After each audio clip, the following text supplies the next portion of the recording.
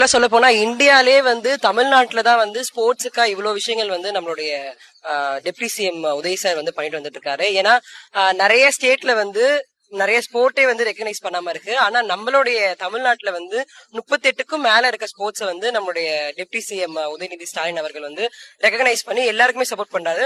முக்கியமா வந்து அந்த ஸ்போர்ட் எல்லாம் ஒலிம்பிக்ல இருக்கா, சென்ட்ரல் கவர்மெண்ட்ல இருக்கான்றதை தாண்டி உண்மையிலே பிளேயர்ஸ் இருக்காங்களா, அவங்களுக்கு ஸ்கில் இருக்கா, டேலண்ட் இருக்கா, அவங்களுக்கு சப்போர்ட் பண்ணா போய் வந்து விளையாடுவாங்களான்றதான் அவரை எடுத்து பார்த்து அவங்களுக்கு சப்போர்ட் பண்றாங்க.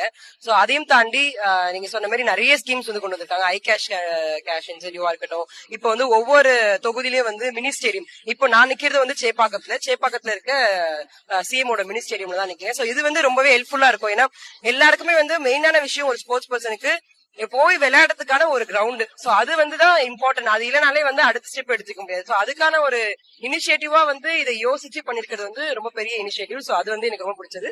ரெண்டாவது வந்து கலைஞர் ஸ்போர்ட்ஸ் கிட், அது எல்லாத்துக்குமே கிராமப்புற மக்களுக்கும் சரி, நகர்ப்புற மக்கள்ல இருக்க ஸ்டூடெண்ட்ஸ்க்கும் சரி, எல்லாருக்குமே அந்த ஸ்போர்ட்ஸ் கிட் வந்து போய் சேருது. சோ அது வந்து ஒரு முக்கியமான இனிஷியேட்டிவ் நம்மளுடைய உதய் சார் ஸ்போர்ட்ஸ் மினிஸ்டர் ஆன அப்புறம்.